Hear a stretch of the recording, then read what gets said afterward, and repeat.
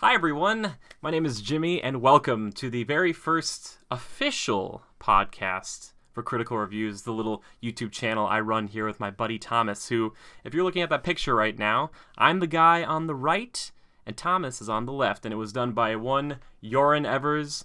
If I'm saying that incorrectly, my friend, please let me know. But today, Thomas isn't here.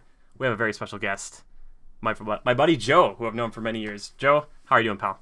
Doing good, Jimmy. How are you doing this evening? I'm doing so well. I hope this goes well. I hope I can edit it and it makes sense and people aren't like, what's going on?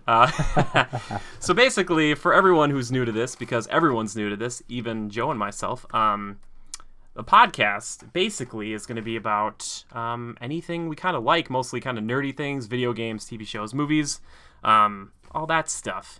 And if there's anything you want to see in the future, please let us know. But today, our main topic for discussion is this little indie film called Batman v Superman. Batman vs. Superman. The V throws me off a little bit. And this is your official spoiler alert, because I did a review earlier for it that has no spoilers, so you can go check that out on our channel. But this is going to be spoiler-filled because we're not pulling back. We're not holding any punches. Beware. So beware. Don't go beyond this point. Yeah, exactly. Stop now. But yeah, so let's just get right into it. So let's start. I thought we could start with the good stuff. I like to put my good foot forward, best foot forward, I'd say. Well, first off, Jimmy, should we tell the viewers? We should both give it a, is it worth a watch? Oh, or yeah, don't yay or even nay. bother, yay or nay?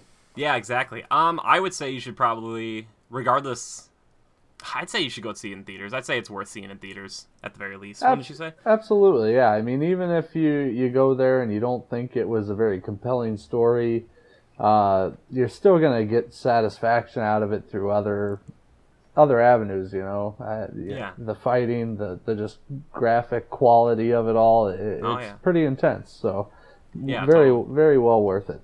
Yeah, exactly. Cool. That's a good point. Good call, Joe. And then also, I did see this movie with Joe. We don't always see movies together, but when we do, it's usually it usually has Superman in it. And we saw this one. Like we did Man of Steel, we saw them in these D-Box seats, which if you don't know what those are, they're basically seats that don't only just rumble, but they move around too, which is pretty fun. It enhances the movie experience for sure. I don't think it really affects how I feel towards the movie, but it made the whole thing a lot more fun. One instance, a tiny instance that I really liked, was in the trailer you see kind of Lex talking to both Bruce Wayne and Clark Kent. And he kind of hits Clark Kent on the chest, and in the trailer it's nothing much, but in the movie when that happened, there's this thud, and the chairs all shook like he was hitting some steel, which I was like, that's pretty good. That's one of the reasons you want to see it. Yeah, and it doesn't affect the way I felt about the movie, but it does, I don't know, it enhances it a little bit. It makes the experience a little more fun. One instance that I recall that I thought was just really, really fun was when, they have some machine gun fire, some military stuff, and every time they fired a weapon, you could really feel the vibration, and it was cool, very cool, and it was a feast for the senses, I felt, but yeah, it's something you have to experience once in a while, and it was very cool. Exactly, and that's kind of the reason, that kind of stuff is stuff you're just not going to get anywhere else. Even if you have a really nice setup in your home, it's just something that we like to throw a little money down on just to make it even more worthwhile. Yeah. But I will say this though. We talked about this a little bit too, but it wasn't. I think it's just because I was kind of used to it after Man of Steel those years ago. But I never had a moment in there like I did at that end of Man of Steel, that Zod Superman fight. That was amazing. Yeah. Sitting in those chairs, that was legitimately fantastic. Yeah. I was like, wee, I'm Superman. Definitely. But setting aside the moving seats and the 3D, if you look at this thing and dissect it just based on a film, I think that's what we're going to get a bit more into. Am I right? Oh, exactly. Yeah, we're gonna get to it. We just I want to put that out there so people aren't like, oh man, they just love this movie because it's these magical, it was a ride or something. Yeah, exactly. But, setting those things aside, getting in the actual film part of it. Yeah, so. Exactly. And I kind of want to start off with one of the things I was most worried about, but really turned out to be one of my favorite things about it was Ben Affleck as Batman / Bruce Wayne. I thought he did a great job. Yes. I remember you and I talking about before the movie came out, or when we just found out Ben Affleck was going to star as Batman, and God, we were just on the phone and I could see your face, or felt like I could see your face. It was we were both worrisome, I think. Yeah, I mean, trepidation is a good word for it. Because I've seen him in other things, and he's not a bad actor. He's become more of a director in recent years, and I was just really nervous that he wasn't going to pull it off. But not only did he pull that off, but he kind of pulled off this like older Bruce Wayne, which we've kind of had hinted at in other movies, kind of like The Dark Knight Rises, where you get kind of like a battle-hardened Bruce, where he's like, I've kind of been doing this for a while, and it's taken its toll. But man, he quite a physical presence too. Yeah, really. In fact, I saw before the movie, I read online somewhere, it was an interview with I think it was actually Lex Luthor. Who plays Lex again? Oh, Jesse Eisenberg. We'll get to him, but he was mentioning how he never really got to hang out with either Ben Affleck or Henry Cavill because they were both, at lunch, they were gone. They were at the gym. Oh, yeah. They're just constantly at the gym all the time.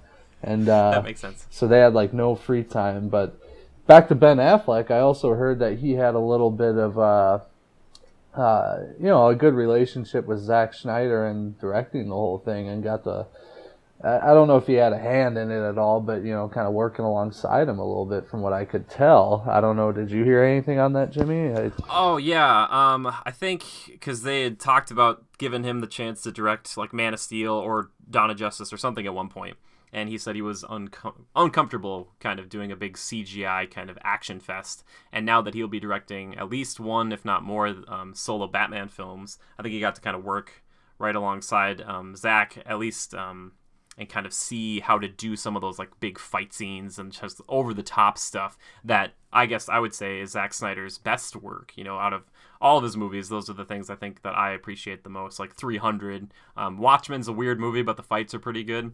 And then obviously like Man of Steel, which finally we got to see those Kryptonians battle on that kind of level, and we got some more of that in this film for sure. Yeah, definitely on a whole new level, really. But yeah. So back to Ben Affleck, pleasant surprise. I thought he nailed it. He really hit it home as far as acting goes and portraying the character and who Batman is and the stage in his life that he was at, post Man of Steel. Yeah. What do you want to call it? Destruction. For sure, yeah. So, that's kind of cool. Like seeing him integrated into that. I think from the trailers for me, I was like, oh man, they're just going to kind of force this in, but it felt very natural. Like seeing Bruce Wayne's perspective at the end of Man of Steel, kind of being like on the ground floor of this destruction, and like, oh man, this is like from his point of view, kind of like the people from the Daily Planet who were also kind of running around. It was like, wow, this is really intense, and I get the reason why he's pissed. Yeah. Yeah. It's like, oh man. So Ben Affleck, kudos to you, my friend. You came through. I didn't think you'd do it, but you did. Yeah. So yeah, which is great. And you got to go in the movie and not think about everything that's going on in his personal life. I mean, despite that side of his life, you can tell he put a lot into this movie and kind of set those things aside. And for sure, man, it shows. So I will say some of his the trailers he had to do for some of the other kind of fake things. I don't know if Joey saw these. There was like a fake like a airplane commercial or airline commercial where he had to be Bruce Wayne, endorsing this kind of. It was a real airline, but they're saying like flights going to Gotham or whatever. Yeah. And like some of that stuff, I felt like he was very tired. Like he's just like done. He's just like, I just want to stop. Well, in a way, I was okay with those ads. I know they did a few of those, and it felt like I thought he was in character. I mean, I get why you say he felt like he was tired, but he kind of had that gritty appearance to him, kind of like a hardened businessman, but more to him. Batman, businessman. I mean, you could tell he was still portraying the character well, but yeah. And Bruce Wayne as a character, I think, could be something that would take its toll on you, if you do it long enough, where it's just like, oh, you have to be like kind of sad and kind of angry all the time. So, but obviously those commercials don't affect the movie in any way. Yeah. These podcasts will get tangential. Tangential? Yeah, sure. That's what I'm saying. From time to time, that was just that's just like a slight one, but Yeah. Well, okay, so we're going to get into each of the characters a little bit and kind of give our take on them. But, yeah. You brought up marketing, that commercial that he did. What did you think about the marketing for this one, Jimmy? Oh, that's a good question. You know, man, it's weird thinking back to like the first time you and I remember talking about this with you, seeing like that Comic-Con thing where it's like, he had like the whole like, do you bleed, you will, and they're showing like Superman up in the air with his eyes like full of red fury and stuff like that. Which unfortunately, like obviously they did some of that, but it wasn't really indicative of how they start fighting in the film. So that was kind of a fun teaser. True. And they did some other good trailers, but the very last trailer I think they did was really good. It was really spot on. They did a lot of good stuff, but they didn't show too much, and it was just kind of like a fun, punchy trailer. It showed that like Batman was like keeping up with Superman. Of course, they didn't really go into the kryptonite stuff, but the trailer before that though, where they basically laid out all the cards on the table, I thought that was rough. Yeah. I don't know about you, when they're like, oh yeah, here's Doomsday, and like all this stuff. I'm like, why don't do that? Thankfully, I did not see that trailer going into the movie, so I was kind of Okay. happy about that one, even though I expected it, Yeah. But, yeah, oh, and you mentioned kryptonite. There's a major spoiler for anyone who's gone too far, but Yeah. If you've come this far, then you should let's know. make sure we touch on that one a little later, Jimmy. Oh, yeah, for I have sure. some things to say on that for sure. Oh, I but like that. let's see, marketing wise. So let's think. We all know that trailers tend to ruin movies nowadays, and we don't have to expand on that. I mean, they always show too much, and you feel like you've seen the movie going into the things, right? Minus a few little surprises or curveballs they'll throw at you, whatever. But marketing outside of trailers, I saw a few things that I liked. For instance, Ben Affleck doing that kind of that skit deal where people are touring through the studio or whatever, and the Batmobile's sitting there. All of a sudden, Ben Affleck pops out of the cockpit, and that's cool. they're doing the whole interviews on who do you think's gonna win, Batman or Superman, and some people say Superman, and he gets all mad at him, and Yeah. kind of turns it into a big joke. I thought it was comical, well done. I didn't see those. That sounds pretty good. Yeah, then other things we saw. I actually think I sent this one to you, like Conan O'Brien, when they featured a Batman vs Superman thing. They kind of playing a teaser on how would this fight really go. They had do you bleed, and Superman turns and looks at him, and they CG'd in the laser beam eyes, and it fried Batman, and he heard some screams, and Superman flies off. Yeah, exactly. Yeah, and then pretty it much. says the end. Yeah. That's kind of Yeah, funny, and a lot of people would probably feel that way going into the movie. But and then another example that I really liked, also featuring Conan, coincidentally. They had the Batmobile test drive, or the rental car experience, and that was fairly comical. So I encourage anyone listening to this to go check that out and have a good laugh on Conan for sure. O'Brien's website. I wish Conan could have been driving it, because like the first few seconds I'm like, he's driving this thing, and then it was like, no.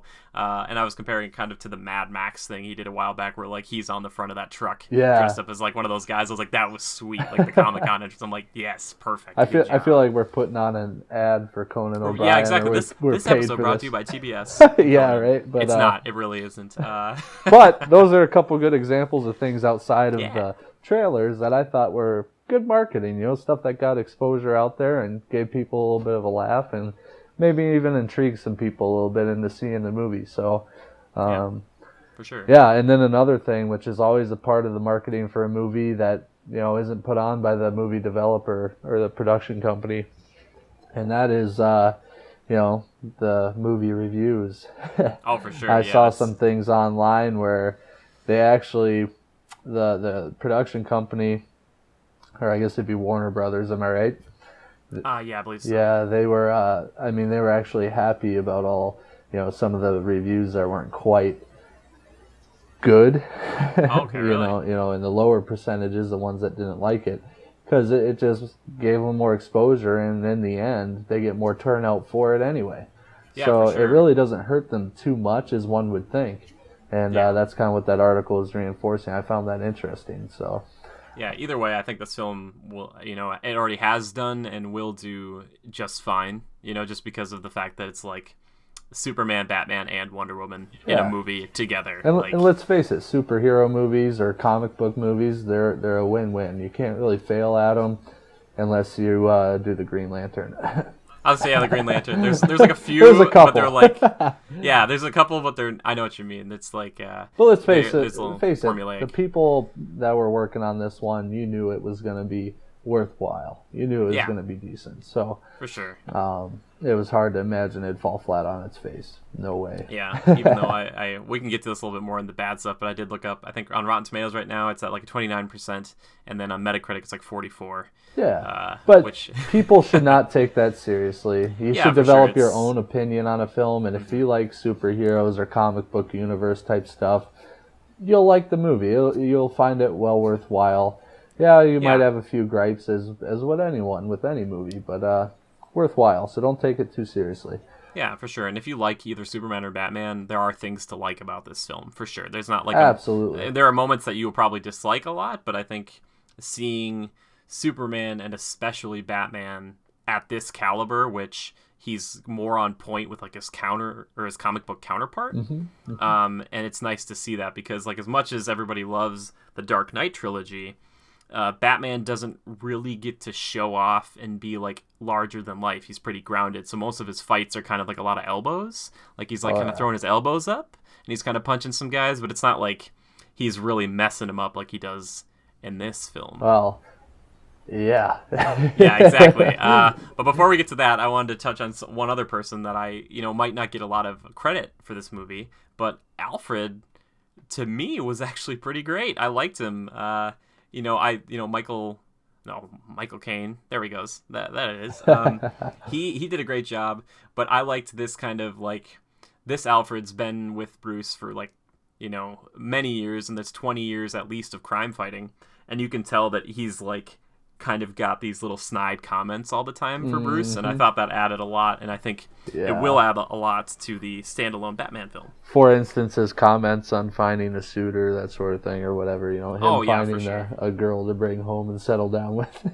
Yeah, exactly. Making comments about, I hope the future heirs of the Wayne fortune will still have a full wine cellar as he's picking up empty bottles across his bachelor pad. That's true, and I think they actually pulled that line out of one of the comics, actually, which is kind of funny that you mentioned that, Joe. Wow, nice, yeah. So back to Alfred, our next character after Batman. So Alfred's good. Obviously, we don't have to talk too much about him, but Henry Cavill not a key player. Oh no, I was gonna say about Henry Cavill, like as Superman. He's good. He's Superman. He's right now. I think I want to see another standalone Man of Steel to kind of flesh him out a little bit more, but I think he does the job admirably. I think he's what you'd want right now. Yeah, personally, absolutely. I mean, the guy really, I feel he nails it home. He's done a good job with this character overall, Man of Steel, and this movie. He's really done a good job. It was something something that I noticed about this movie is they don't delve into Superman, they don't delve into his character, all the development for Superman seemed to have happened in, Man of Steel. They don't really go into any background on what he's been doing, how him and Lois have developed since that time. I don't know. What's your take on that, Jimmy? I agree with you. This movie really, the first name in it is Batman, and it does feel like more of like a Batman movie where like Superman is featured heavily. So it's almost like they could have been like, this is our first Batman movie or something, even though I wish we could have gotten one beforehand just so we could have had like more of, more tension going in, like I'm assuming Civil War will have with Marvel, where it's like, we've seen Captain America and Iron Man for years now, and we're like, whoa, they're going to like actually fight now, like for real. Whereas like we just have a brand new Batman and just kind of thrown in there. But, with Clark and Lois, we do see these moments where they are like kind of close, but we don't know like how much they've gone through besides Man of Steel. So yeah, you're right. I wish I could feel a little bit more tension or more depth when she's in trouble, because I feel like she's just been going all around the world getting herself in trouble, and then Superman just shows up to save her. Like he's like, I'm here. Like and nobody questions it. You see one instance of that, and that kind of leads to a kind of a main what is it, issue in the movie. Kind of a way to make Superman look bad. He's almost set up and framed to be a killer, I guess. So, but and he is a killer. Well, if you look at it, if you're looking at Superman, Clark Kent and Lois Lane, and well, are they together? Okay, they're together, but you don't really get any feeling of. There's no romantic feelings there that I really saw. So if you're looking to see that, you don't really, except for one little instance when they're in the apartment. But other than that, it's just Clark Kent, Superman, just kind of, I don't know how you would put it, but distraught or puzzled, I guess. And they seem like they're leading kind of separate lives. It doesn't really seem like they do come together on certain moments, but it doesn't really. There's not like a lot of chemistry between those two actors. I think is one of the biggest problems they have. So, and the fact that Lois Lane's hair is not black. I'm still bothered by this. Oh yeah, she's not a brunette, and it's still bugging me. And or at least brunette. What's her name again, Jimmy? Durance.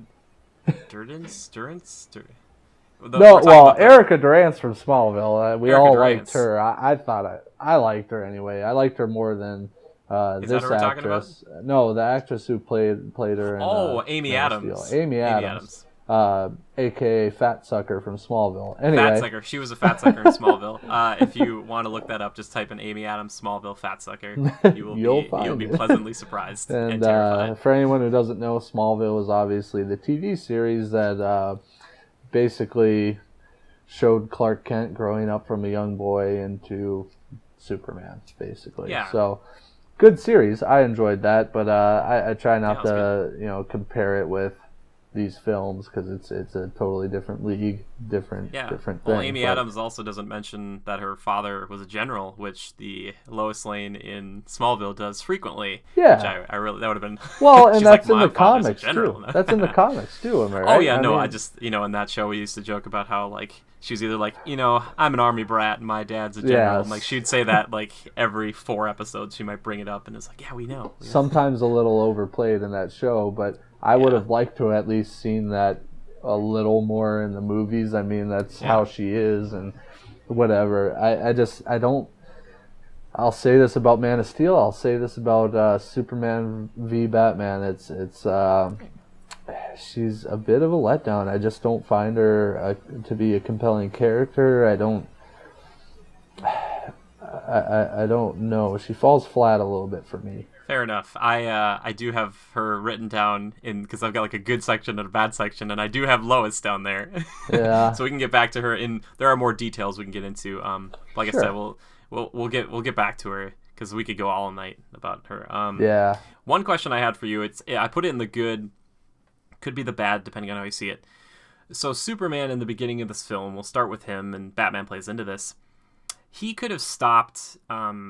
Or I should have really said. Well, Jimmy, hold on. What? I know we got into our 2 main characters. How about we cover the other main? Well. Oh, you want to cover those first? Okay. I think we should cap over the main players first, and then. No, I saved Lex for the other column, and he's the only other main player. Oh, I guess Wonder Woman, Gal Gadot. I thought she did a good job. They didn't do enough with her, but obviously they're setting up her standalone film. Yeah, for sure. I thought she did an admirable job. I think so. Wait, did you say horrible? Admirable. Yeah, she did a horrible job. Yeah, I agree. No, no, I agree. I think she did a pretty good job, and really, you're not going to see a lot of her. You're not going to find out a lot about her. There's not much backstory there besides that Bruce Wayne does a bit of research and finds out a little bit of dirt on her, but he still has questions clearly. Oh yeah, well he sends her that cryptic email where he finds this picture of her set in World War I, and they show you this picture 3 or 4 times in the movie, just because they want you to know that this movie's coming. And so underneath it, I'm picturing him typing this out. It's like, this is you, and then it's like, who are you? And then she has to like hit return, and then it's like, where do you come from? Or like there's like a few other questions where it's like he made it that you had to like keep hitting return. We'll just say there's a lot of dramatic pauses and dot dots. So, oh man, that whole sequence that I found kind of funny. From what you do see of Wonder Woman and her character, and you don't find out much about her, but she kind of, she comes out swinging, and she's kind of an interesting, intriguing character in the beginning, and turns into that intense player throughout the main battle, I would say. Yeah, for sure. And they ended on a note where she's definitely going to be a main player in the future, and we obviously knew that would be the case. Yeah, of course. And I feel like that's for now. We do have one more person to talk about, but I want to save them because they're a special case. Okay. Anyway, but beginning of the movie, Lois Lane's embedded. She's doing an interview with a known terrorist or whatever. Terrorist ends up grabbing her at one point because there's this whole like gunfight that breaks out. He's got a gun pointed at her head, and Superman shows up, and she kind of she has her arms, like she has her hands kind of wrapped around the guy's arm, who's like he's kind of holding her in that classic hostage position, and she kind of lets go just so Superman can basically strike. He flies at the guy, runs him down basically, and goes through like 2 or 3 walls, and kills him, obviously. Well, I can't imagine a guy surviving going through about 2 or 3 block walls exactly. At just like a regular Mach 100 or whatever speed he goes at. Really, he should have exploded, and there's probably an R-rated cut where Lois is covered in the remains of this guy. But the weird thing for me is that the end note of Man of Steel, and something they kept playing up, is that when he kills Zod, they were like, all right, he has to learn his lesson about not killing people. And he's like, this is going to make him the Superman we all know and love. And then the first time we see him in this movie, he straight up murders a guy. He could have stopped him with his lasers, or he could have grabbed the bullets, or he could have like knocked the guy out or something. But I don't know. Were you bothered by that at all, Joe? Well, I mean, if we're just speaking to this guy that went through a couple walls, we assume he died. I don't think in the movie they don't mean for him. They don't portray it as he died. The only people who seem to die there, or they say died there, were the people that were shot outside of this room that she was being held hostage in. And those people were all killed by Lex Luthor's private security team. There was that one guy, though, the CIA agent, who was actually, apparently, he was Jimmy Olsen, believe it or not, with the camera, because they found a tracking device on him. So, like, the terrorists that killed him, which I was like, oh, there goes Jimmy. Wow. Jimmy's rarely last long unless they're the main protagonist, I've found out. But anyway, so that leads into my next question. So in the trailers and stuff for this, it was kind of like, oh, Batman's probably not killing people. Things are blowing up. He's probably not killing them. Batman is probably like nearly 100% like certain, for me anyway, that he's killing people. Like, he's really brutal. Like, he's probably killing them. Like, I don't know. Did that bother you at all? Did you like that? I liked it. He's a dark character. He's seen it over and over. He's he is what he is. He's the devil of the night. You know, he's revered by people of crime in Gotham, etc. I loved. Obviously, he left them for the police in certain situations there. I loved when those 2 police officers go into that old crime like holdout or whatever, and it's all dark and kind of run down, and the one guy goes upstairs, looks in the room, there's a guy cuffed to some pipes, and all of a sudden they pan the camera and you see this dark shadowy figure up in the corner. And I will admit, Jimmy, it actually made me kind of sink back into my seat, like, whoa, what is that?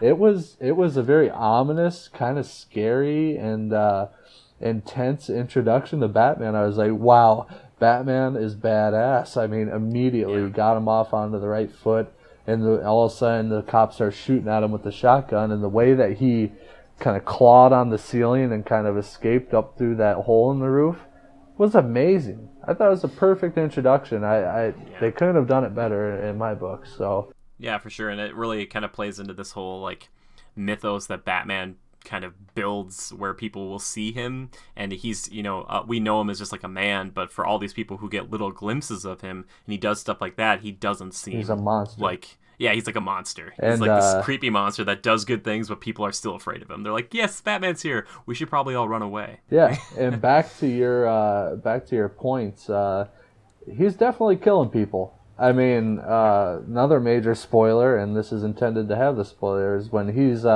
rescuing Clark Kent's mother, or adoptive mother, Martha. Yep, for sure. Yeah, you're totally right there with that one. There's no doubt.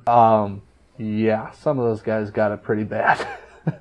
Yeah, and apparently, again, that I think a lot of this ripped from comics and stuff, or lifted, and I think that also happens. So it's not that Batman is never killed, and for me, after watching a lot of Arrow and Daredevil, I'm kind of getting sick of this whole like heroes can't kill thing. I understand it. I understand that's like they're trying to be morally and ethically in the right or whatnot, and you could kind of, you can argue either way. Yeah. But I hate this crutch because it's kind of like most bad guys are like, you're never going to kill me. Like the Joker in Dark Knight's like, you're going to have to break that one rule, and it's like, I really feel like at times it's like, maybe that's what you should be doing, especially after 20 years that Batman's been on the scene. I think, at that point, he might just be like, you know what, I don't care. Like, if somebody gets blown up, it's like, not my problem. Yeah, at some point, you kind of have to do what you got to do, and he does it. And in that situation,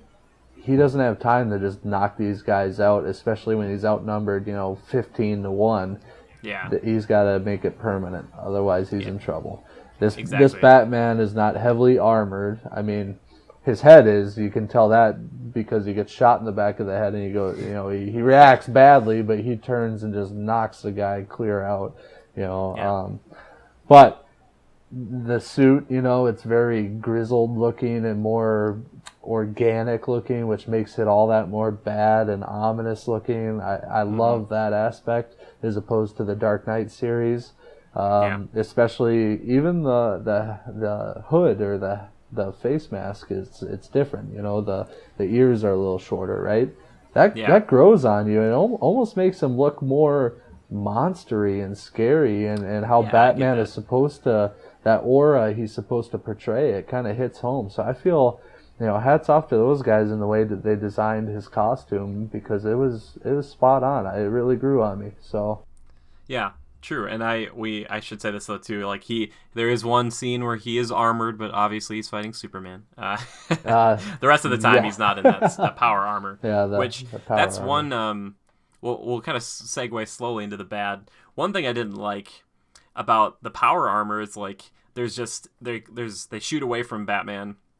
They're kind of talking, doing stuff with other people, and they shoot back to him, and he's by his own bat signal in his power armor, like ready to go. And I kind of wish we would have had more of like an Iron Man moment, where not necessarily needs to suit up, but more of like seeing the power armor beforehand, and then seeing it like on in full glory, like, because you see bits and pieces, you see like, Alfred's working on the helmet or whatever. Yeah. But it was just kind of like, yep, here it is, like, and you're like, oh okay. You're right. Like, You're right. The introduction to the power armor wasn't like intense enough. I felt it was just him by the spotlight waiting for Superman to show up, and you knew he had a big setup waiting for Superman, but that's true. Yeah, it would have been cool. I didn't even think about that, like but some you're dramatic totally right. entrance. That would have been cool. Yeah. But oh well.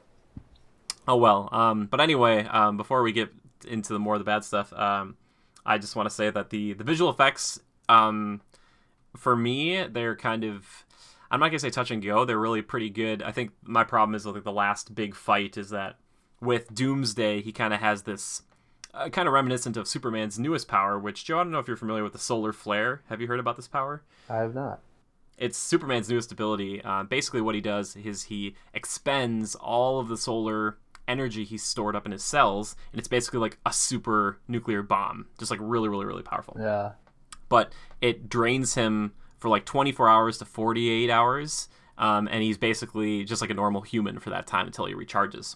So Doomsday has this kind of similar like AoE explosion move. It doesn't drain his powers or anything, but it just like at that fight he uses this move like 4 or 5 times, and it's just kind of like, okay, here comes like the big like explosion thing again. Yeah, in the I guess science, if you will, behind that, is every time they attack him with something that you would think would knock him out or kill him, he feeds off of the energy, and it just makes him stronger and more powerful. And every time he absorbs that energy and kind of transforms, so to speak, he releases it in the form of a shockwave or a blast, and it decimates things, and it's pretty amazing. But Yeah, that's true. I just wish I was kind of hoping for, I don't know, not that the effect itself was bad, but I just kind of felt like it was a little too redundant after a while, and it wasn't. I like that Doomsday was upgrading, like he was getting more protrusions and stuff, more bones and stuff sticking out. well, we all know we had to see the bones and protrusions We because had that's who Doomsday is and how Yeah. he's always been portrayed. So at first, a lot of people see Doomsday and they're like, "Oh my God, that's not Doomsday at all." But Like he's the cave troll from Lord of the Rings. exactly, and that's the first thing that popped into my head too. But don't fret. He changes and into what you would expect. So. Yeah, exactly. And but yeah, the other special effects, especially with Batman fighting Superman, that whole thing is great. Really good. Yeah. I like this. I really dig the kind of the pop-up sonic waves that hit Superman right away. That thing. I love that. And another thing that kind of reminds me a little bit of the very beginning of Spider-Man 3 in a weird way. In that movie, Tobey Maguire as Peter Parker, he's running away from Harry Osborn as the new Green Goblin, but there's this one shot where he's web swinging around like this tower or building, and he's kind of they're doing this kind of cool pan out shot of him, like kind of not his perspective, but kind of near him, and he's kind of going around on this rope. And there's a shot in this movie where Batman has Superman like grappled, and he kind of spins him around a room at a pretty good length, wouldn't you say? And he kind of like slams him down, and I really appreciated that whole like kind of tethery sequence where it's like there was some weight to that, where he kind of has to kind of muster up the strength and kind of whip him around. It was like, oh, that's pretty sweet. Yeah, well, he grapples him and he's dragging him across the floor because he's puffed full of vaporized kryptonite, right? And he slams him through all those concrete pillars in that old abandoned building, and just you would think that'd kill somebody, and but it was amazing. Just I don't know. I mean, most people go into this movie, they think, oh, so what if he has an iron suit, this mech suit that's all hydraulic and powerful and whatnot. Let's face it, Superman is unstoppable. He'd beat the crap out of some metal suit or whatever. I mean, that a lot of people were skeptical about that, but obviously back to the kryptonite issue, they introduced that, and we all figured it would have had to have been introduced, and and it was pretty cool to see it play out in that fight scene. So yeah, I forgot about his aversion to lead, that he can't see through lead. I kind of forgot about that, and they play it up in one part, which it's kind of funny because you can tell Batman at this point is kind of weak, where he's taking some hits, and he kind of pops this smoke grenade, and he's like, ugh, and then he kind of throws it down, and it's like, I didn't realize this, you might have, Joe, but it's like lead smoke. Oh. And that's how he gets behind him, because I was like, how did he, I know Batman's sneaky, but how did he get around, how did he get around Clark there? Right. And it's because he can't see through lead, so he kind of just like went around behind him, and then he shoots him with the kryptonite filled grenade launcher thing. And man, there's some really good stuff in there. Hey, good detail, my man. I missed out on that one. I didn't really catch that, but that's clever. There's another one of Batman's tricks that he should be known for, and is. So he's a tricky guy. But yeah, that's pretty much all the good stuff I can think of. I don't know, Joe, if you have any other things where you're like, yeah, this is like really, really good or whatever. Yeah, those are all good points to touch on, and I'm trying to think of more to add, and I know there is, but I think we hit the main topics. So sweet. Now let's transition into the not so great stuff, which if you've seen any reviews or heard anything, you'll probably hear that there is more bad than good. I'll leave that up to you to decide. For future reference through this bad discussion, or the cons, if you will, these are things that Jimmy has kind of laid out, and him and I are going to discuss it and kind of play off each other. So I may not totally agree with him. That's totally true. Yeah, for sure. That's totally true. I think Joe and we're usually pretty similar on some of these things, but we'll see. Yeah. We'll see. So deal away. He's a little more. He's more forgiving than I am. We'll go back to the characters first, and I said we come back to her, but Lois in this movie, we were talking about just kind of a flat character. the thing with Lois is that Amy Adams does a good job portraying who I think Lois would be, but she is such a damsel in distress in this film. She gets saved on three separate occasions, and at one magical point, even hinders the heroes by removing this kryptonite spear that Batman has made. From the picture, like she throws it away from Superman initially because Superman's kind of hurt by the presence of it. Yeah. And then later on she throws it down this like watery well. Yeah, it was basically like a flooded staircase, so it was probably Yeah. down a floor or 2 flights of stairs, I guess you would say. Something like that. And later on she goes back to retrieve it because She realizes that that's the only thing that'll kill Doomsday, right? But, yeah, and then so she's like, Superman's about to make this really cool attack or something, and then he hears this pounding because, of course, some rubble is shifted while she's underwater and she's trapped and dying. And all I can think is like, whoa, oh my gosh, like, please. It's so hard to see someone like her there, and then you look over at Wonder Woman, who takes like a huge hit and like kind of smiles and shakes it off and gets back up and gets back in the fight, and you're like, yes, this is the person we should be focusing on. We shouldn't be worried about freaking Lois, who's trapped herself because she was stupid earlier. It's like, oh, that really, really bothers me. Yeah, well, all these all these superhero things, they all go back to, oh, there's a damsel in distress, save the lady, that sort of thing. And so I get it to a certain extent, but they don't have to keep playing it over. And to be honest, I felt that it was just I don't know if there's any other way they could have done it or how they would have played that in, but her being there and her retrieving that thing just seemed kind of dumb. Yeah, she shouldn't have really been on that island, which they did make a point to say that's like, it's an uninhabited island. Like, it's almost like telling the people who criticize Man of Steel, they're like, don't worry guys, this time they'll fight and no one will die. Like, I was like, okay, that's cute. But yeah, so she's just, I don't know, I still think she's just an annoying character, just because of the stuff they make her do. But the real person I really want to get into is Lex Luthor Jr., apparently. He's not supposed to be the OG Lex, but his son. And I'm going to let Joe, I want you to tell me what you think of him first before I start in. Jesse Eisenberg is the young Lex Luthor. I know. I don't think it's all that bad, and I know a lot of people, including you and I, were like, oh, no way, why would they cast him? It's gonna suck. He's a little too young maybe, but he does have a way to come off, and I'm speaking about Jesse Eisenberg, I feel like he's good at playing that person who's witty and maybe sarcastic and kind of almost, has a sharp tongue, I guess you would say. And I think he does a good job with those certain aspects of the character, but other than that, I don't know. I don't want to say he falls flat because he doesn't. He does have a big impact, but there's parts of him where he seems kind of, I don't know, they just play him out to be insane, don't you think? Yeah. Basically like he just belongs in an insane asylum and he in belongs in Arkham Asylum. Yeah. And I didn't expect that, and maybe that's in part because I grew up watching Smallville, and I was like, oh yeah, Lex Luthor, he's not all evil, he's trying to do this for the good of mankind. But here, I mean, God, he blows up a freaking government building full of people. Yeah, like I think it's actually like the Capitol. Yeah.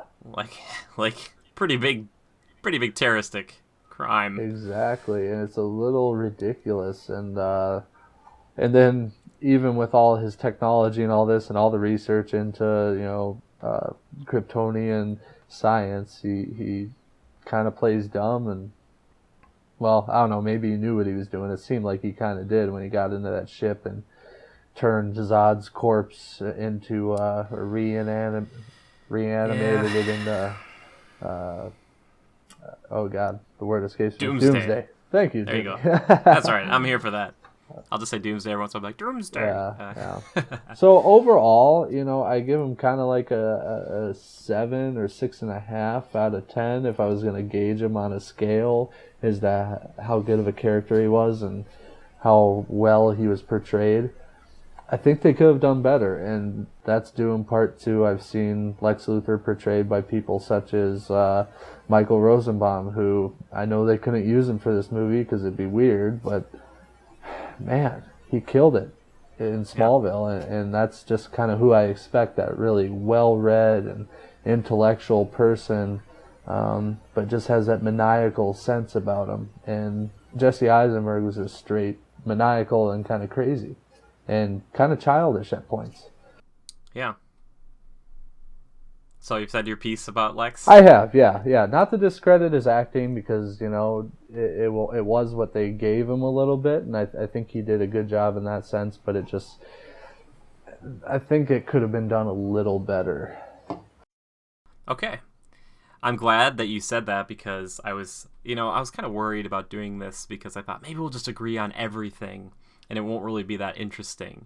But there's something that it's not that we completely disagree on this, but I'm going to tell you what I think. I think Lex Luthor in this movie, Jesse Eisenberg, is garbage. Complete and utter garbage. Whoa! And I'm going to tell you why.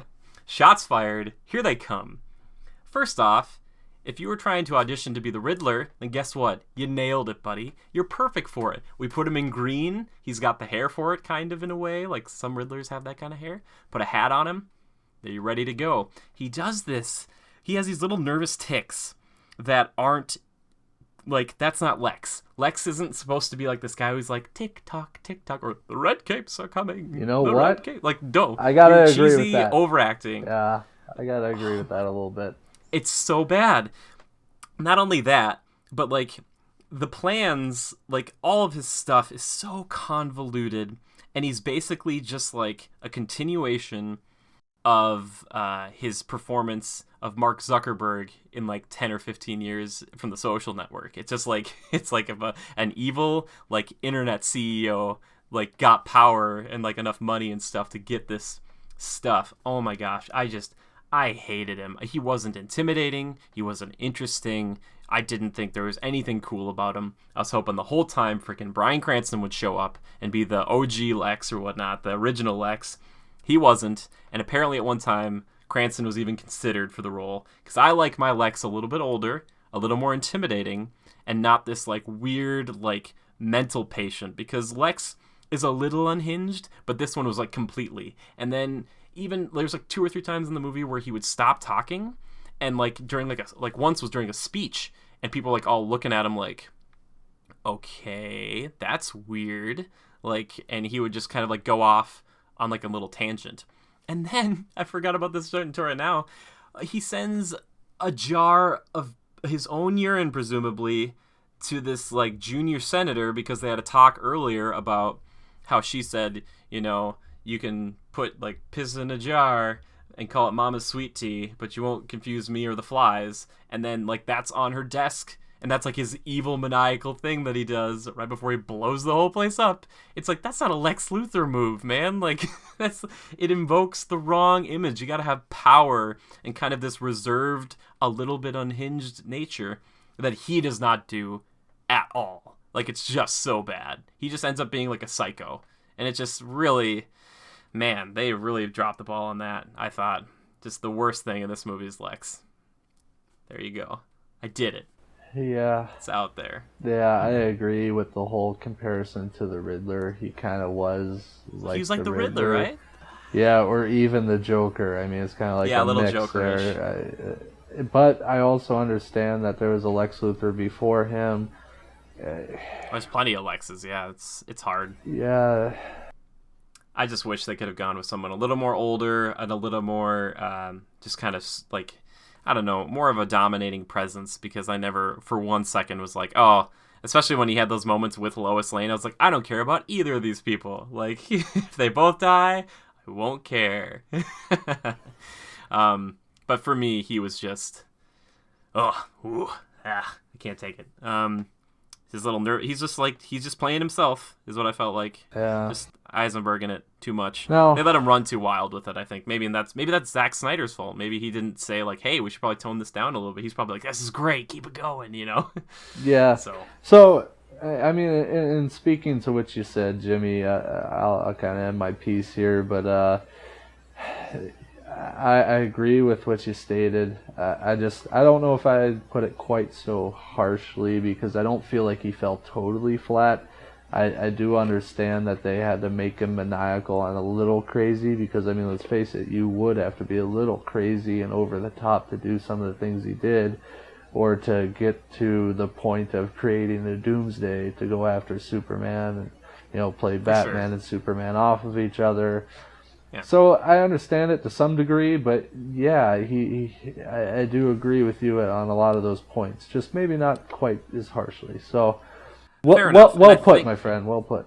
Oh, thank you. I think another thing too is that, unfortunately, because Batman's in this film, I feel like the motivations were kind of split, where if like you took Batman's motivations of like all of his stuff being destroyed and like put Lex there instead, it would be much more understandable to think like that's why Lex really wants to bring Superman down. Like if it was LexCorp building and stuff that got destroyed and like Lex was in the rubble and he's like, I hate Superman, he's going to destroy everything I've built or all the money I have, and he, you know, like that would have been more compelling. But because they had Batman, they can't be like, all right, there's these two billionaire CEOs who like really hate Batman. It would have been too much, you know. Yeah. So, and also I just don't want to see him in power armor someday. I'll never take it seriously. I'm like, oh no. That's true. I've thought about that myself, and I just don't know if I can see it either, but I hope they don't, unless they bring his dad in, which will hopefully just be Bryan Cranston. But anyway, so those are kind of the two bad things. I guess my other big qualms with the movie are the movie presumes a lot in that you kind of know a lot of these characters going in. And it's basically just a big setup movie, unfortunately. Like, they have to set up Wonder Woman, they have to set up Cyborg and Aquaman and Flash.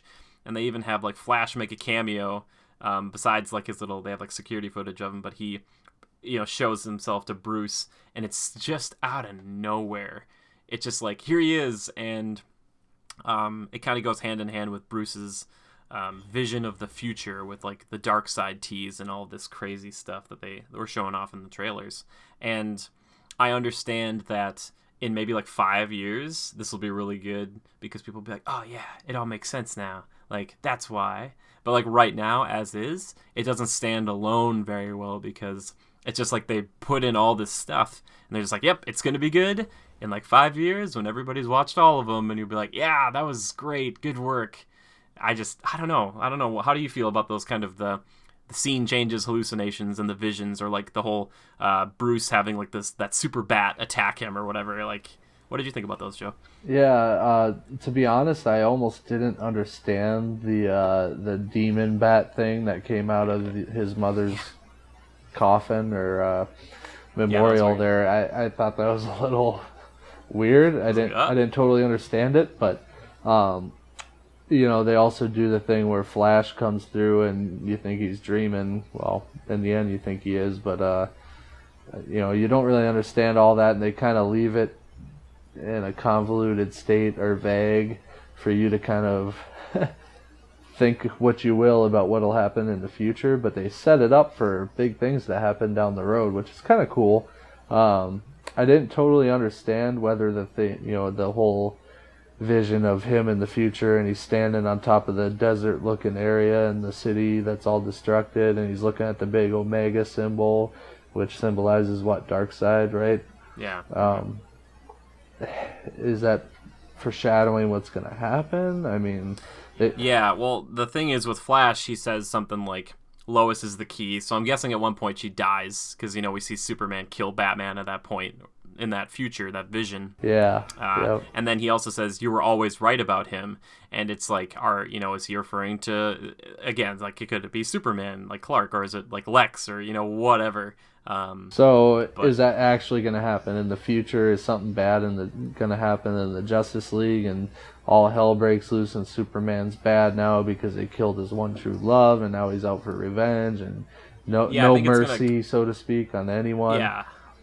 I think it'll come to that, but I think instead, like, they'll save Lois. Like, Batman, he'll save Lois. Yeah. And then it'll just be, like, them fighting Darkseid. Darkseid will still come, but it's not going to be the same as that Vision where, you know, Batman's, like, running a group of rebels or whatever around or whatnot. Yeah, now, basically, from what I can tell is they're insinuating that Darkseid will be involved in the future, and he's kind of the ultimate bad guy, right? I mean, in the DC universe, he is like the tippy top of the villains. Yeah, he's like a Thanos. Actually, you know, I think Thanos came after him too, but it's the age of those big bads that they tease, those big alien bads that come and just wreck things. Yeah. Now, for anybody that's really interested, I did see online that the studio leaked out some photo of the supposed Darkseid character or something like that. So you can search that up. I think it's even trending on Facebook on Monday here. What's the date? The 28th? So it was on Facebook. Not sure about that, but I'll have to look into it. Curious. I saw a deleted scene where Lex, maybe this is what they were talking about, but he's in that Genesis pool where they turned Zod into a Doomsday. And he sees one of those like Kryptonian, like those like little steel things that all come together and make like the shape of a person or something. And it's like one of the like Darkseid's henchmen or something like that, or something along those lines. And that kind of fills the plot hole of how he knows all that stuff, which I just kind of figured. I was like, oh, well, if he's in the Kryptonian ship, he just probably was taught all of it through AI or whatever. Yeah. But yeah, no, Darkseid's, he's definitely coming, you know. Yeah, so they really allude to that, and who knows what the future holds. But this movie, in a lot of ways, yeah, it was a big brawl, and, you know, you felt like it was all centered around Batman, Superman, that sort of thing. But in the end, it really sets a tone for future DC movies, and, Bruce Wayne searching for the other Justice League members. You know, Lex Luthor had the files on the other Inhuman people, you know, go looking, and so they're going to go looking for them and develop the team. So they kind of basically set the foundations for that, it seemed, which was cool, and you kind of knew they were going to do something like that because they had to. But yeah, so that was an interesting aspect to the movie as well. You know, you see a glimpse of the Flash, and you see these files that Lex had on, you know, Aquaman and Cyborg, which is a little tease. So I thought that was cool, a little added flair to it. But I don't know if there's any better way they could have done it, but I felt it was appropriate. It's fine. I guess for me, it felt very forced because it was like Wonder Woman was like looking this up, and they had this whole like 2 or 3 minute long scene where she was like looking up all these video files, and it felt like they just kind of crammed it in there. And it also, like, good thing they put the little moniker or the thing after, like, Dawn of Justice, because this movie is not really Batman versus Superman. There is a build up to it. There is a fight, but it is quickly over. Like, I mean, for the entire title, there we go, the entire, you know, being Batman versus Superman, kind of initially, for me, I was like, oh, this will be cool because, like, we will get an extended crazy fight scene, or at least they'll fight maybe even twice now. Like, you know, the first time, like, Superman will just waste him, and then he'll be like, if I want to kill you, you'd be dead already, like he says. But then Batman comes back and he's like, all right, I'm ready this time. Yeah, I wanted that. It's a bit of a curveball there, but you know, it goes with the old saying, don't judge a book by the cover, and same thing for films, don't judge a movie by its title, I guess. So well, yeah, but I mean, like I said, it also says Dawn of Justice, so they're obviously going to plug their other stuff, but it felt like there was so much time devoted to not only world building, but basically just promoting, especially Wonder Woman, which I get is fine, but they really kind of promoted her backstory, like oh, you got to go see her film to see what she's about. Yeah. And then, you know, the other stuff, I felt like it was just kind of, it felt forced to me, and I would have rather had it be a little more like, you know, how Marvel did it, where they had Iron Man first, and then they kind of gave everybody their own separate film, and then they came together. Whereas this one, they're kind of doing that the opposite way, where they're like, all right, we're going to kind of start with everybody here, and then just kind of, we'll do separate films, and then they'll come together. Mm-hmm. You know, so I don't know. It just kind of bugs me. I just want more focus on Batman and Superman, and I don't feel like this film did that. Yeah. But we'll get more of it. Yeah, and I guess I'm on the other side of the fence where I understand that they have to develop that a little bit and show how it came to be or how they found these people, and in a little way, DC's playing catch up to Marvel, and Oh yeah, huge. I'm okay with the fact that they're doing the separate films kind of in sequence with these larger ones, and I don't know, it might be a little smorgasbord moving forward of good movies, but we'll see. We'll see. Yeah, We'll see. the time will tell. So, and the last bad thing I could really think of is I felt like it was a waste of time at the end of the film. Again, huge spoilers, obviously, but Superman does die, and they kind of... I really didn't want this to happen, Joe. I'll tell you why. It's because we kind of knew going into this was going to be kind of pulled from this one kind of famous comic called The Dark Knight Returns, where Superman and Batman fight each other. Mm-hmm. And then another very famous comic is The Death of Superman, where Doomsday fights and kills Superman. Yep. Death punches him. I kind of wanted that movie, like the Doomsday movie, to be like Man of Steel 2. Like I was kind of hoping like that would be... And then they go into like Man of Steel 3 would be like his resurrection or whatever. Anyway, besides all that, cramming that in. I'm sure a lot of people feel that way, and I understand that thought, but... Yeah, but the end of it, I think both of us, maybe, but I'll speak for myself. The last 5 or 10 minutes is this whole like multiple funerals and like Superman's dead and all this stuff, and it has no weight because like they're not gonna kill him. They're not like, oh yes, we made this whole universe now, extended universe or whatever they're calling it, and we took out one of our tent poles. Like we all know he's not dead, so there's like no real loss at the end of this film. Not that there needs to be, but it felt like they were trying to be like, oh, like, he's dead. Or is he? That's true. Like, that's true. I mean, you don't really get that feeling of loss because it's not permanent. I mean, come on. Yeah, it felt like at the end of Man of Steel, like he learned a lesson, like, killing Zod or whatever and all those other Kryptonians. Was like, wow, this is like a big deal, and like he destroyed like inadvertently destroyed a ton of Metropolis. But in this one, it was kind of like, yep, we kind of like fought on an island and Superman died, but wait, he's probably not dead. And we lifted the ending of this from The League of Extraordinary Gentlemen, where we show a grave that kind of shakes a bit. It's a shaken grave, and then we know he's not dead. Like, yeah, it's like, I'm trying to think back to I don't know if you noticed this, but maybe this is something pulled from the original comics. I don't know. I'm not up on those, but I know in Smallville they always did the whole, Clark would always drop a handful of dirt on a grave. And I was thinking that too. That's all I could think about when Lois does that here. And sure enough, at the end, you see a little bit of the shaker. I actually thought some of the dirt particles are floating a little bit. Did you? Yeah, see? they do, and it's reminiscent of when he first flies in Man of Steel, because one of his powers, I was actually watching something about this. I think it was on like NerdSync? Something like that, or something else, but he has another ability that people don't really talk about, but he can like, I forget if it was like his electromagnetic fields or something.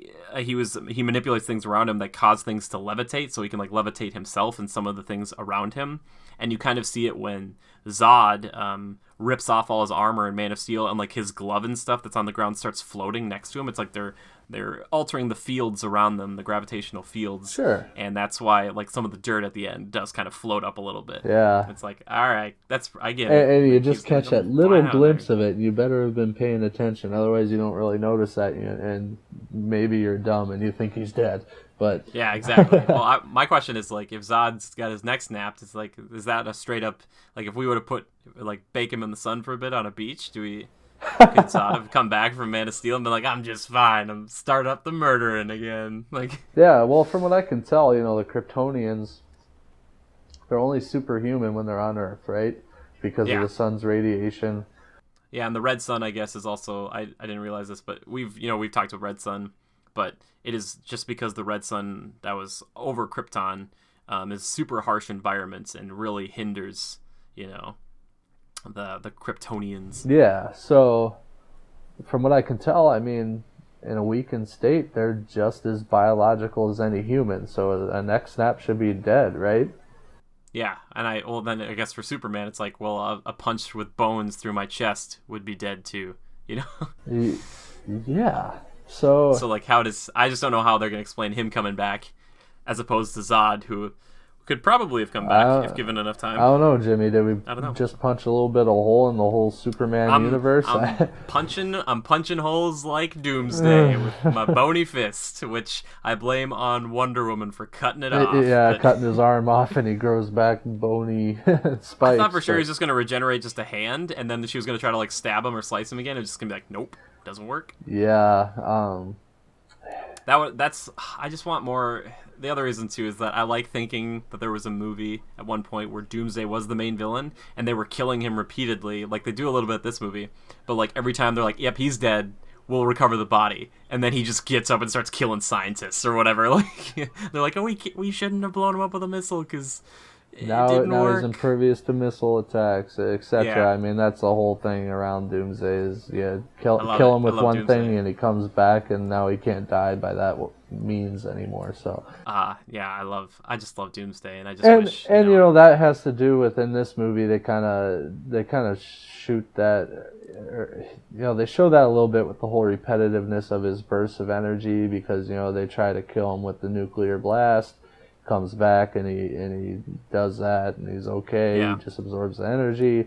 The other way they try and kill him, he just comes back, you know, and basically that's his way of, okay, you almost kill me, but it doesn't. I come back every time and that I'm impervious, whatever. Yeah, and I didn't know that until this movie, and I had to research more. I just thought it was the coming back after dying and you're impervious to that. I didn't know the energy blast thing, because I was like, oh, that's just kind of like a solary flary type thing. But I that one's not so bad, even though I was getting sick of how many times I was just like, okay, you just keep exploding and screaming. I'm like, do something cool. Yeah. But so the fact let's touch on... Oh, go ahead. Oh, no, please. Well, you know, we touched on Kryptonite. Everybody knows Kryptonite had to have been involved with this movie because otherwise, how the heck are you going to beat up on Superman? Yeah, I think it was in one of the second or third trailer. I think they're like, all right, yep, here's Lex looking at the big rock. It's like they had to do it. Yep. So for anyone who doesn't know or you know hasn't seen the movie and has been listening to this whole thing, yeah, exactly. If you don't know what Kryptonite is by now, they found the Kryptonite in the alien, not the ships, but those. The world generator. There you go. Thank you. Yeah, from Man of Steel. And the crashed world generator. Apparently, that mineral was, you know, part of the construction of those generators. So they found one that was large enough to weaponize, and of course, Batman stole it, weaponized it into those gaseous grenades, and then also made the spear. So now, riddle me this. How does Superman take that spear? Okay, so he goes down in the water, gets it out of that staircase, but he floats to the top, and Lois has to pull him out, and then she throws the spear away, and then he gets up and, you know, kind of gains his strength back, and he's back to his normal self. But then he goes and grabs the spear and starts flying at Doomsday to kill him. How is he flying? I mean, he could barely get the thing out of the staircase. Now he's flying with it?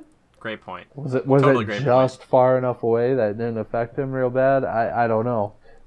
Yeah, you know, that's a good question. Maybe it has to penetrate his body or be like directly touching him or on him or that sort of thing to really have an effect.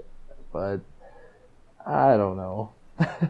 Yeah, I completely agree with you there. And I realize it has to be more dramatic, so that's why he has to kind of like fly up and do it, as opposed to what I thought he was going to do was like kind of get a good hand on the back of the spear and then just like just throw that thing and just like really hit Doomsday just like perfectly, because it's like, yeah, he might not throw a lot of weapons, but he's Superman, so even like a depowered one, I think he'd do all right with a good throw. But yeah, you're totally right. You know, and I was thinking, okay, how are they going to end this? You know, obviously the spear is the key to killing Doomsday.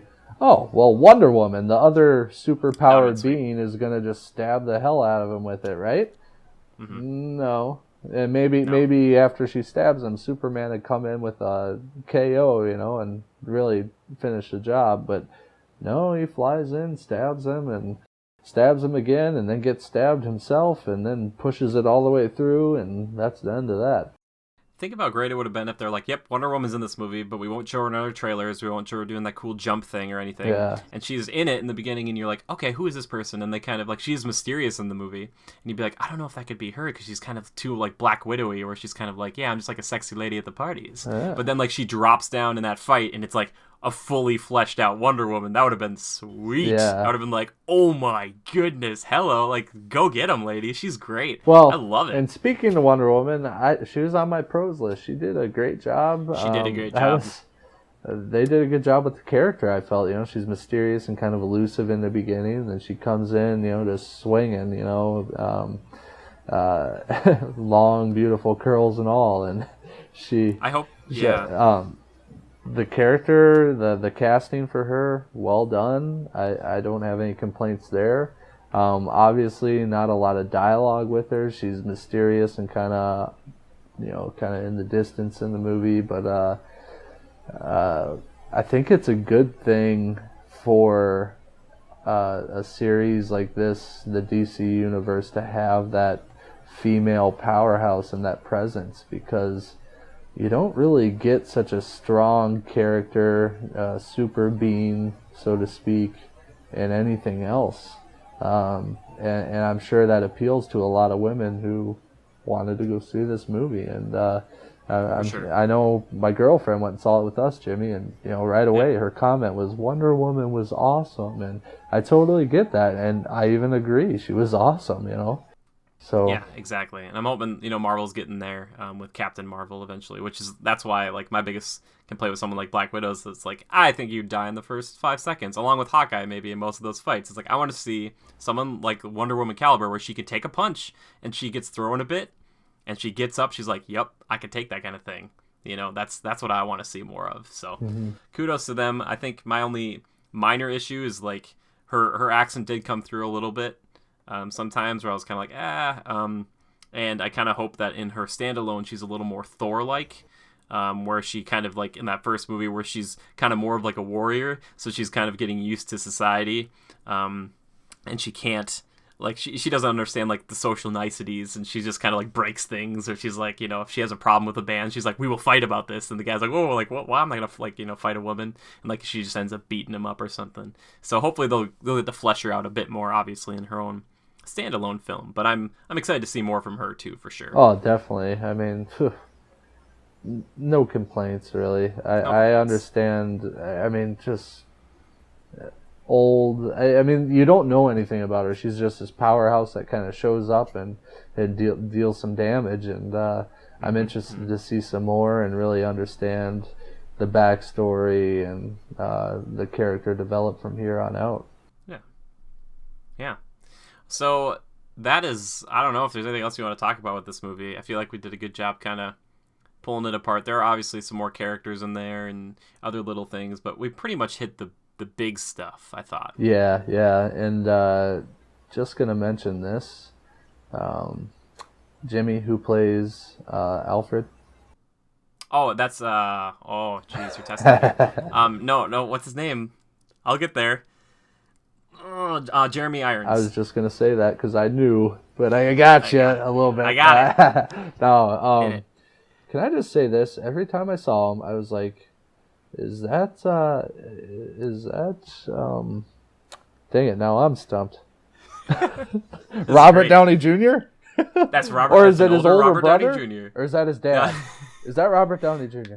For some reason, I look at the guy, and my first thought is, what happened to Robert Downey Jr.? He looks older. Yeah, he got old. But he got old. Yeah, just a little funny side note. For some reason, great. that always popped into my head. But minor character, but a little witty banner from him, and good character, good choice for him. Yeah, and I thought it was kind of interesting they didn't do more of a father figure, like typically, because obviously Bruce is a little bit younger in most of the portrayals, so when Alfred's around, he's so much older, and he usually plays like kind of maybe a grandfather or father figure sometimes, and this was more like a buddy, like he's like a few years older, but he's kind of just like, hey Bruce, like stop being such a jerk. Yeah, I mean, what like, would you say? Rough going. Alfred was maybe in his early 60s or maybe 60-ish. Maybe. And that's the way he looked. Bruce is probably like in his 40s or something. He looks like a football player who, like, we've talked about, it's like a quarterback who like probably is younger than we think, but he's just gotten his butt handed to him so many times. He's just done so much stuff where he's like aged, like he's just aged so much, and he's like, like I look like I'm like 55, but I'm actually like 32. Yeah, I mean they do a lot of they do well in portraying the fact that he is in great shape. Obviously, they do that, minute-long cutscene of him working out, doing CrossFit and all that, and they really do it justice to the fact that he's competitive and able to go toe-to-toe with all these people, and with the help of his gadgets and abilities and everything. Sure. But he's not that decrepit old Bruce Wayne. I mean, he's what I would guess if I looked at him, I'd say, what's Ben Affleck now, 40 something? I'd say that's where he's at, and a lot of crime fighting in his past and everything. So yeah, he's a little bit beat up, but he's still tip-top shape. I mean, he's not beat up and uncapable. You reminded me a little bit of like Logan or Wolverine from Days of Future Past, where they show him in the future. He's got kind of like the gray wingtips, so that's why I felt like he was a little bit older than that still. But it doesn't matter. He's still like he's fine. I just don't want them to make him too old to start, and then they make like a few movies and they're like, "Yep, you're too old, Batman. You gotta retire now." That'd be like they won't do that. Yeah, so. And they didn't set it up for him to be at retirement age or anything like that. Yeah. And if you really want my opinion on it, Batman, I don't want to say he stole the show, but he stole the show. I actually, for anyone who doesn't know me, which is a lot of people, but Jimmy, I am a huge Superman fan. That's reason I go to these movies is because, Superman, Man of Steel, and I was a huge fan of Smallville growing up, and I still am, and so Superman is like my guy, right? But I was very impressed and pleasantly pleased with the way Batman was portrayed, the way he was introduced, and his development through the movie, and the things you saw him do. I was totally at ease, or I was appeased with what he did. So there you go. So for anybody who likes Batman, I mean, this is a movie for you. And try not to compare it to Dark Knight, but if you must, go ahead, because I think it's a clear winner. You like it more than the Dark Knight? I do. I just feel like Batman... We're going to make some friends here with this. I'm sorry, everyone. I love the Dark Knight series. Don't get me wrong. I mean, this is your personal opinion. Who cares? Christian Bale, he knocked it out of the park, and you didn't think that anyone could do it better. But this Batman is a Batman that they can really... They set the foundation with him, and I think they set it well. Okay, so what you're saying is that it's not the movie isn't necessarily better than The Dark Knight. You're just saying that this Batman is better than that Batman. Yeah, he just appeals to me a little more, Yeah, I get that. There's the more I like the physicality, obviously, and like the more like he's kind of more super in this one than he's ever been. Exactly. So. Yeah, I feel like he can actually stand on the same platform with Wonder Woman and Aquaman and all these other Justice League members. I feel like he belongs there. Whereas Christian Bale's Batman, let's face it, that's a little more fleshed out and a little more... That's more of the human side of it. It's a lot more grounded in reality. So this one is a little more... It's still the same in a lot of ways, but you just get a greater feel overall from him. And you got to see the movie for yourself and decide, really. So yeah, for sure. But yeah, I think both of us, like we said earlier, this is definitely a movie worth seeing. Regardless of what you hear for reviews and stuff, if you like Batman, if you like Superman, this is something that you're gonna see it. You've probably already seen it, but if you haven't, you're like, I don't know if I should. This is one of those movies you should see in the theaters. It's kind of like a Star Wars or like a Mission Impossible. It's like it'll just be better than as opposed to seeing it at home. Recommend seeing it, even if it's not like one of the greatest movies I've seen. But yeah, those are our thoughts on Batman vs Superman. Joe, is there anything else you want to add to this before we kind of wrap this thing up? No, I think you said it all, man. I mean, don't for any film goer, do not go in with a predetermined perception of what it's going to be like.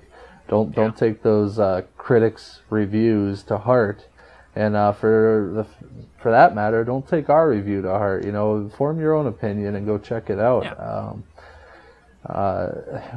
I do really feel it was worth the watch, and let's face it. I mean, if you like comic book stuff, if you like superheroes and action flicks, I mean, this movie's for you. You're gonna enjoy it. So, and for those of you that have a lot of you have probably already seen it. That's why you're watching this. hell, go see it again. I know I will.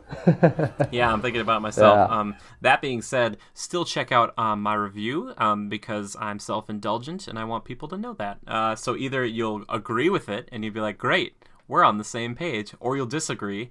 And either way, you can write in the comments. There's even a thumbs down button if you don't like things. Yeah, that's okay. Yeah, like you said, give us your thoughts on it. Comment in the section below. We'd like to see your thoughts on things, and sure. We'll try and respond too. And Jimmy, you referenced you had a review. You wrote something up, didn't you? Yeah, I did. I'm just waiting to hear back from Tom, my editor, which is going to be changing soon. Not that Tom's not going to be my editor anymore, but I'll be getting my own stuff, so I can edit things, and Tom doesn't have to do all the crazy video, because I have ideas constantly. So like I have like all these scripts I write out. I'll even record stuff. Like we did a Deadpool review, and by we I mean I did it. I recorded all the audio. I sent it to him. And he just never did it, and we never did. And I was like, no. Well, hey, everybody has a busy life, but sometimes you gotta take the burden on your own once in a while, right? I'm taking on my own, and maybe we'll release that when like the DVD comes out. But anyway, so I did that. So look for it. It should be up before this video. If not, it should be up very soon. And obviously, you can, if you want to, keep up to date with that, you can subscribe or whatnot to the channel if you want. But people should definitely subscribe. I mean, come on. You're pumping out good stuff all the time. And we're going to try to do this more frequently. We'll try to do it. I'm going to nag Joe, because Joe and I talk to Joe more than any of my family members combined, I think. I think that's just a fact. But so I'm gonna get after him, because I like having Joe here. We might change out guests and stuff like that. Now for anybody that's stuck around this long, I think we're going on an hour and 20 minutes.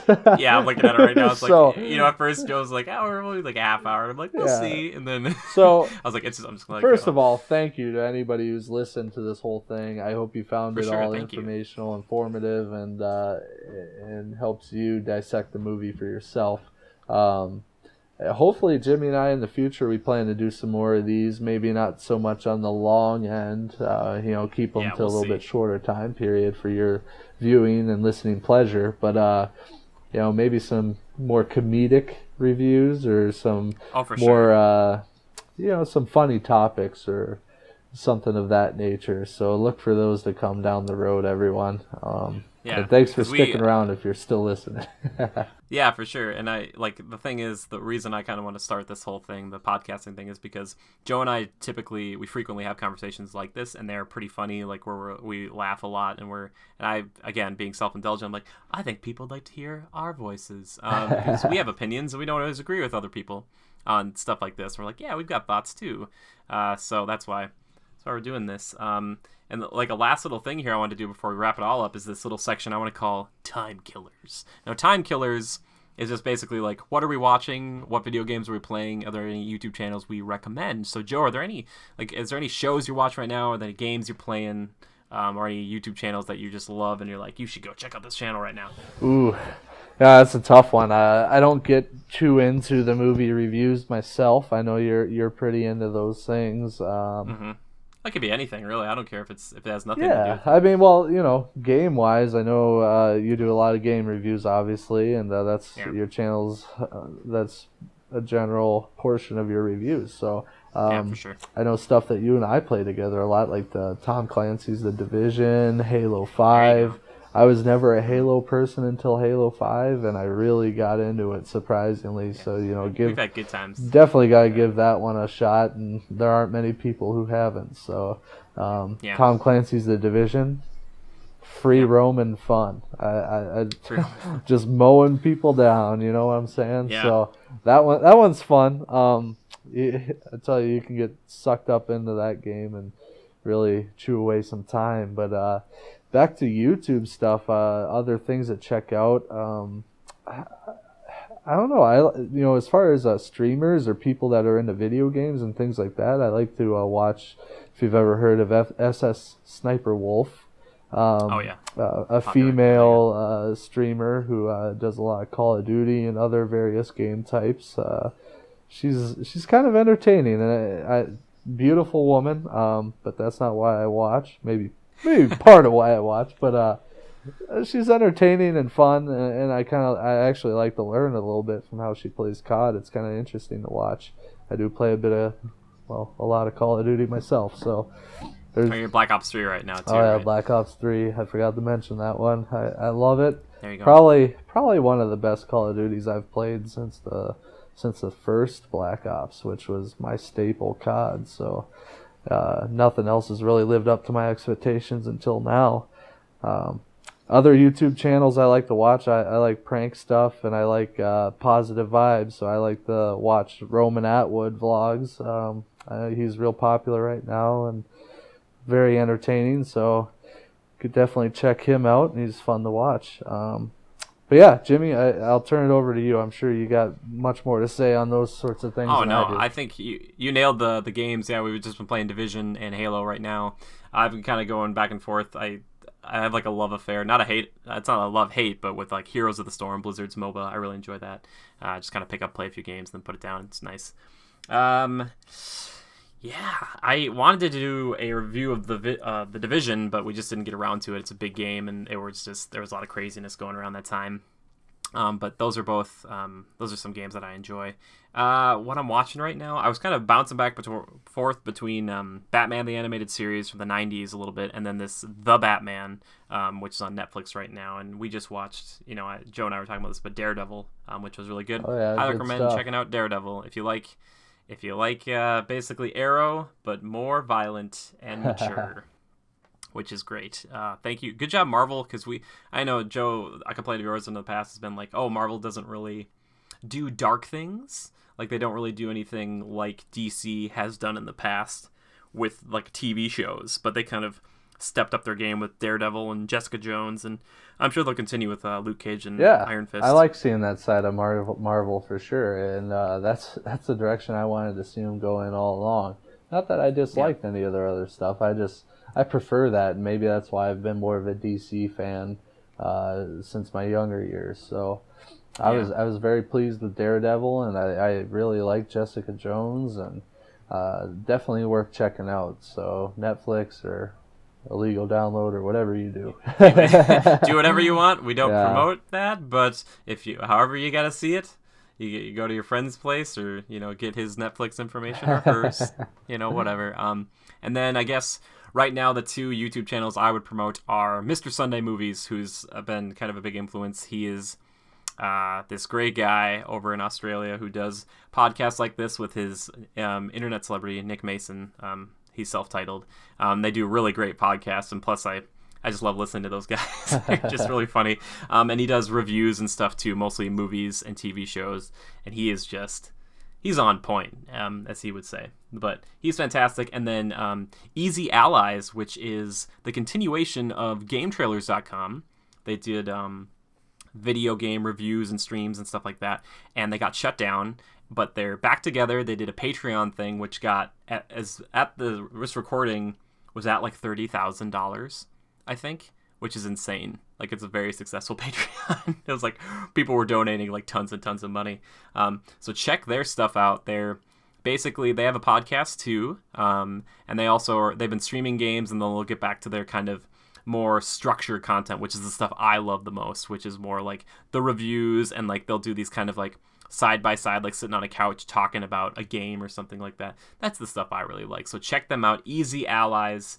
And for both that, Mr. Sunday Movies, and to any of these channels, you just tell them that Jimmy and Joe from Critical Reviews sent you, because wouldn't it be great if like you subscribe to their channel too, besides this one, and they're like, oh, who are these guys? And they check us out, and then we have them on the show sometime. Wouldn't that be crazy? We're talking to Roman Atwood, who's like, you realize that I'm like the biggest YouTuber, to be like, that's okay. Yeah, Roman Atwood, I not to get off topic, but that's how Jimmy and I roll. Roman Atwood came out with this new movie with a couple of his associates called Natural Born Pranksters, and I don't know about any of you viewers, but that kind of funny stuff, I enjoy that, and just good clean fun. Well, I don't know about clean, but it's fun. So I'm definitely checking that one out, so anybody who's interested in that should check it out. But Jimmy, I don't know how much more you had to say on everything, but one No, thing I thought we should mention is that you and I stream together a lot, video game wise. So on Twitch, they definitely got to check you out, man. When we're playing, The Division or Halo. I mean, especially Halo, I feel it gets pretty crazy, and I make a fool out of myself sometimes. I'm funny. Oh, I make a fool of myself constantly. So there's many laughs to be had there. Am I right? Yeah, for sure. And I'll try to link that too, because I don't think it might be linked incorrectly. We'll see. But it's just Jimmy_good. And that's capital J and a capital G, believe it or not. But yeah, you can check us out. For anybody looking for information on critical reviews or Jimmy, period, him and I on Twitter, I like to share a lot of what he's up to and reviews that he's done. So check me out on Twitter at Lever_627. That's nice.